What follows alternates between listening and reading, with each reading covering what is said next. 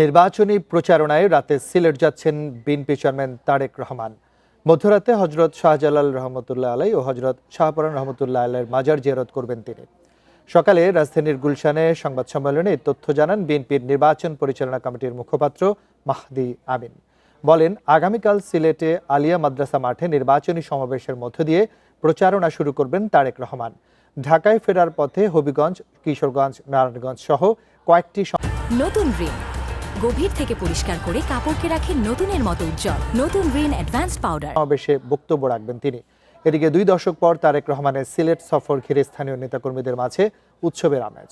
নির্বাচনী আচরণবিধি মেনেই প্রচার কার্যক্রম চালানোর আশ্বাস বিএনপির। জেলায় নিরাপত্তা জোরদার করেছেন শৃঙ্খলা বাহিনী। জনসভাস্থল ও আশপাশের এলাকায় থাকছে সাদা পোশাকে নজরদারি। বাড়ানো হয়েছে গোয়েন্দা তৎপরতাও। নির্বাচনী প্রচারণা শুরু হতে যাচ্ছে। বিএনপি চেয়ারম্যান জনাব তারেক রহমান সেটি শুরু করতে যাচ্ছেন সিলেট সফরের মধ্যে দিয়ে। তিনি আজ রাত 8:15 বিমান যোগে সিলেটে পৌঁছাবেন। গভীর রাতে হযরত শাহজালাল রহমতুল্লাহ আলাইহি সাল্লাল্লাহু মাজার জিয়ারত করবেন এবং আগামীকাল সকালে সিলেট আলিয়া মাদ্রাসা মাঠে নির্বাচনী সমাবেশে যোগদান করবেন।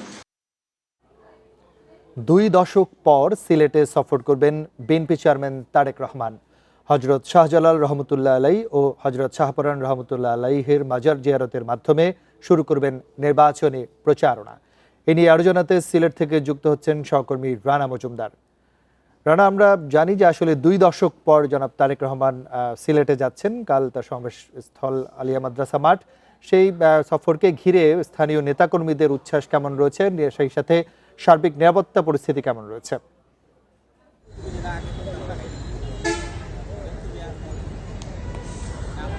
দেখুন, আসলে আমরা এই মুহূর্তে ঐতিহাসিক আলিয়া মাদ্রাসা মাঠেই অবস্থান করছি, যেখানে তিনি তার নির্বাচনী প্রচারণা শুরু করবেন।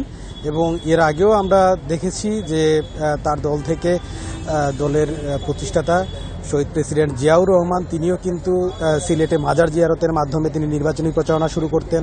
পাশাপাশি এর ধারাবাহিকতায় আমরা দেখেছি যে সাবেক প্রধানমন্ত্রী বেগম খালেদা জিয়া তিনিও কিন্তু সিলেট থেকেই নির্বাচনী প্রচারণা শুরু করেছেন।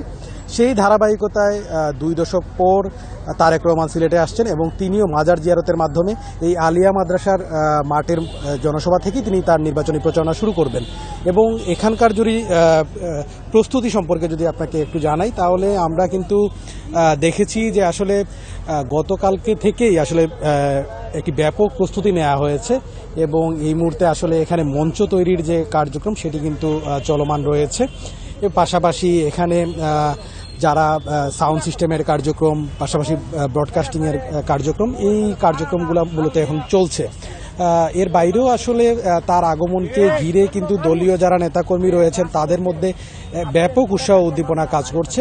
এবং আপনি জানেন যে আজকে রাতেই কিন্তু তিনি সিলেটে আসবেন এবং সিলেটে এসে তিনি আজকে রাতেই আসলে তার হজরত শাহজালাল রহমতুল্লাহ আলাইহি এবং হজরত শাহপরান রহমতুল্লাহ আলাইহি এই 2 মাজার কিন্তু তার জিয়ারত করার কথা রয়েছে। এবং এর বাইরেও আসলে দলীয় সূত্র থেকে যে বিষয়টি আমরা জানতে পেরেছি যে তিনি মাজার জিয়ারত করার পরে হয়তো তিনি তার যে শ্বশুরবাড়ি রয়েছে, যেখানে তিনি 2004 সালে সর্বশেষ তিনি এসেছিলেন দক্ষিণ সুরমার সিলামে, সেখানেও আসলে তার শ্বশুরবাড়িতেও তার একটি যাওয়ার কথা রয়েছে এবং সেখানেও আসলে ব্যাপক প্রস্তুতি রাখা হয়েছে জামাইকে বরণ করে নিতে। এবং আপনি জানেন যে আসলে সিলেটের সাথে তার যে এই আত্মীয়তার সম্পর্ক, সেই কারণে সিলেটবাসীরা তাকে আসলে সিলেটের জামাই হিসাবেই তারা আসলে তারা কিন্তু অনেক বেশি ভালোবাসেন। পাশাপাশি তারা বলছেন যে তারেক রহমান এই জনসভা থেকে দলের নির্বাচনী কলাকৌশল, পাশাপাশি দলীয় প্রার্থীদেরকে পরিচয় করিয়ে দেয়া সহ বিভিন্ন ধরনের দিক নির্দেশনা দেবেন, যেমনটি আসলে তার আগমনের মধ্যে দিয়ে দেশে একটি গণতান্ত্রিক জোয়ার তৈরি হয়েছিল বলছিলেন নেতাকর্মীরা। তো একইভাবে আসলে সিলেট থেকেও তার নির্বাচনী প্রচারণাকে ঘিরে এক ব্যাপক জোয়ার তৈরি হবে বলে মনে করছেন দলীয় নেতাকর্মীরা। তো এই ছিল তারেক রহমানের আগমনকে ঘিরে সিলেট থেকে আমার কাছে সবশেষ। সিলেট থেকে সবশেষ তথ্য জানাচ্ছিলেন সহকর্মী রানা মজুমদার।